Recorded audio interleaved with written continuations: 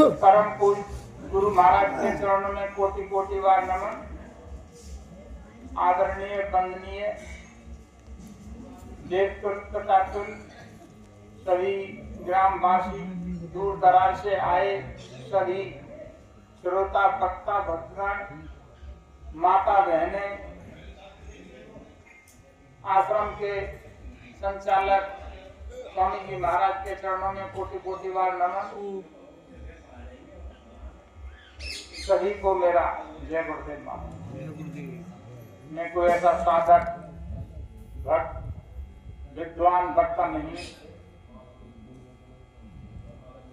मैं तो केवल गुरु महाराज का जो संदेश है आज के वक्त का मानव समाज के लिए गुरु महाराज ने कहा कि मेरे संदेश को घर घर पहुंचाओ। कोई ये नहीं कहे आने वाले वक्त में कि मैंने बाबा जय गुरुदेव का संदेश नहीं सुना, इस समय से मैं भी बदल जाता। सत्संग तो महान पुरुष देते हैं, संत महान पुरुष जो सत्य पुरुष मालिक भगवान के दरबारी होते हैं, क्षण क्षण में वे आते जाते रहते हैं, उनका दिव्य नेत्र ज्ञान चक्षु खुला रहता है, हजारों वर्ष आगे पीछे की उनको मालूम होती है और सारा रहस्य अंड पिंड ब्रह्मांड सबका भेद जानते हैं। एक तो ये जो चेतन है जिसको जीवात्मा सुरत रूह कहते हैं, यह सत्य है, उसकी अंश है और एक वह मालिक सत्य है। तो सत्य से सत्य को जोड़ने की जहाँ चर्चा होती हो, जहाँ मार्गदर्शन कराया जाए, रास्ता बताया जाए, उसको सत्संग कहते हैं। तो ये काम संत महान पुरुषों का है। लेकिन ये जो इस कलयुग में प्रबल धार काल की चल रही है, ऐसे समय में हम और अपना अमूल्य समय निकाल करके और 2 घंटे 4 घंटे उस परम पिता मालिक की आराधना करते हैं, जो महान पुरुष हमारे लिए रास्ता छोड़ गए, अपना अनुभव ग्रंथों में लिख गए, उनकी चर्चा करें, उनकी वाणी का आदान प्रदान करें और महान पुरुषों का संदेश नाना प्रकार से हमारे भक्त लोग चुन चुन कर लाते हैं और हमको मार्गदर्शन कराते हैं और कथा कीर्तन के प्रार्थना के माध्यम से उस परम पिता की आराधना करें, यह भी सत्संग ही मान लिया जाता। तो मैं 2 लाइनों में आपके लिए सत्संग की महिमा सुनाऊं।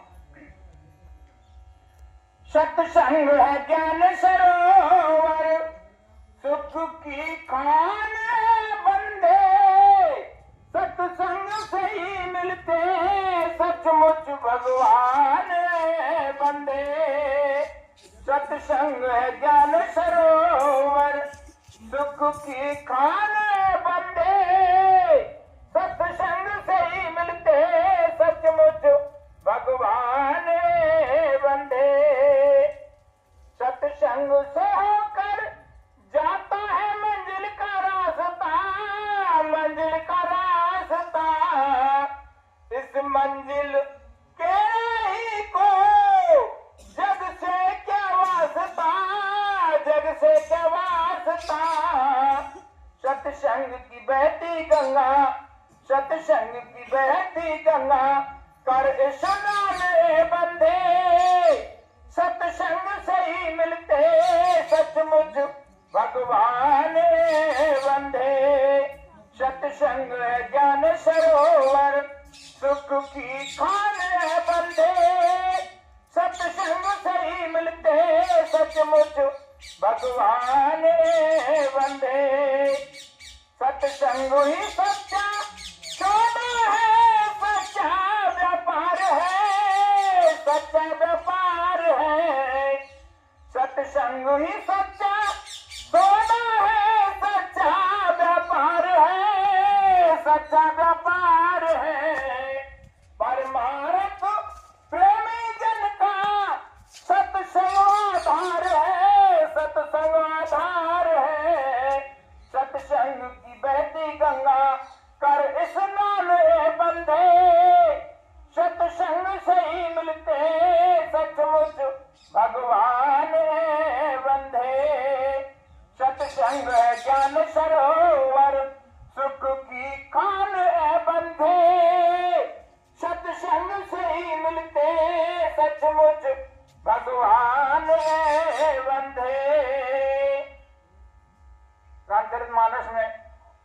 स्वामी जी ने बहुत प्रकार से और समझाया है। 600 वर्ष पहले वे आए और उन्होंने देखा, जब उनका 25 वर्ष की अवस्था में और उन्होंने अपनी मंजिल तय कर ली और ज्ञान चक्षु उनका शिव नेत्र खुला, तो उन्होंने देखा कि इतना भयानक समय आ रहा है कि अपने घर जाने का रास्ता भूल जाएंगे। 100 वर्ष की उम्र निश्चित तय कर ले हुए, लेकिन पहले ही और अपना शरीर पूरा कर जाएंगे, क्योंकि खान पान और रहन सहन ऐसे रास्ते कलयुग की जो प्रबल लहर चल रही है, तो अपने घर जाने का किस प्रकार से और उनको रास्ता मिलेगा।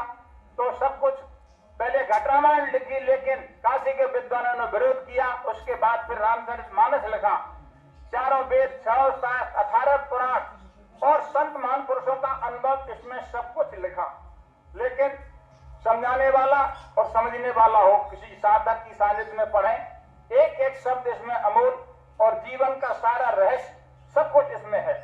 लेकिन हम सत्संग में जाते हैं, समय भी देते हैं, लेकिन चल नहीं रहे हैं। जो हमें लक्ष्य, हमारा मंजिल है, उस पर हम नहीं चल रहे हैं। क्यों?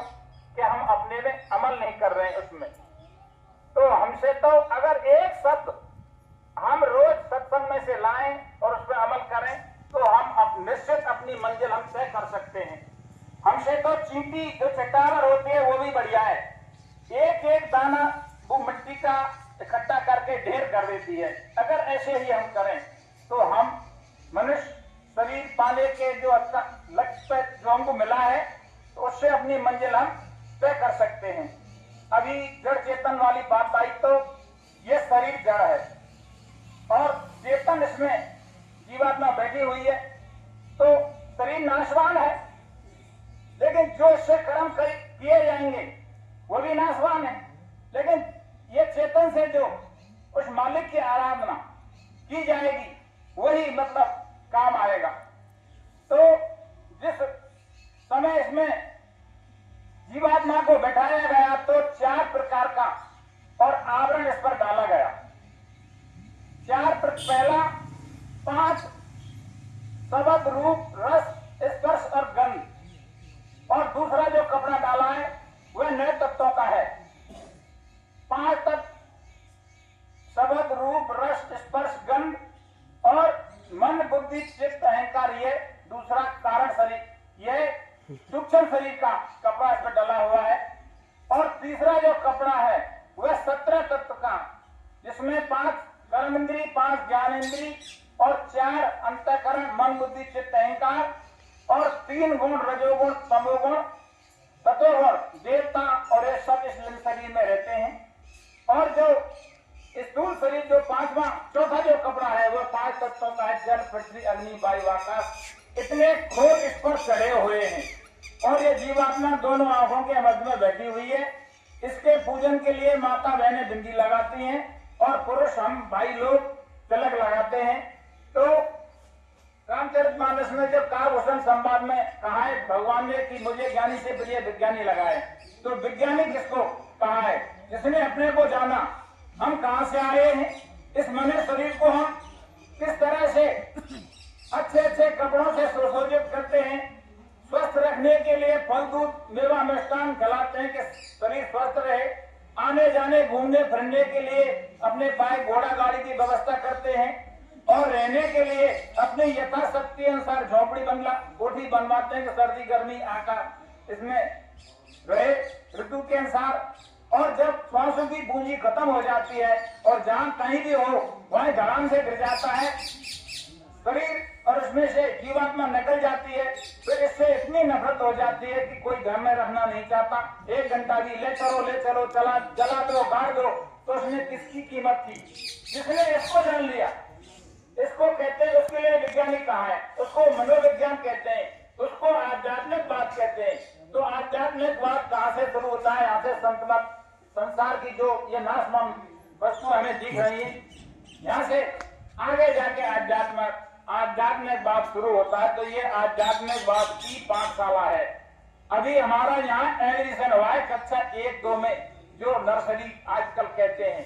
जय गुरुदेव। तो ये शिक्षा संत महान पुरुषों के सत्संग के माध्यम से हमको मिलेगी, तो आते रहे। जाते रहे, लेकिन हमारे ऊपर जो भक्ति का रूप है, भक्ति स्वतंत्र सकल गुण खाने बिन सत्संग न पावे प्राणी। तो 6 दिवस हमारे साथ 24 घंटे लगे हुए हैं। मान बढ़ाई ईर्षा और या तो भक्त न हो, और भक्ति करे कोई सूरमा जात वरण कुल हो। कामी क्रोधी लालची इनसे भक्त न हो, और भक्ति करे कोई सूरमा जात वरण कुल हो। तो ये तो 24 घंटे हम पर सवार हैं, तो इन पर हम विचार करें, और सुबह से और शाम तक जो हमारे कार्यकलाप होते हैं, शाम को जब मालिक का ध्यान करें तो अपने दिनचर्या का निराकरण करें, हम क्या किया है, कोई अच्छा अनर्थ बढ़िया, इस पर विचार करें और मालिक का भजन करें। बाबा जगरूप ने कहा है कि मेरे संदेश को घर घर पहुंचाओ, सतयुग आ रहा है और कलयुग जा रहा है। कलयुग में ही सतयुग कुछ हजार वर्षों के लिए आ रहा है। आज की ये जो इतनी विचलित अवस्था समय की हो रही है, ये तो लास्ट में होनी चाहिए, लेकिन अभी 5-6 हजार वर्ष व्यतीत हुए और इतना जो है माहौल बिगड़ चुका। तो महान पुरुषों ने युग परिवर्तन में कुछ मोड़ दिया है।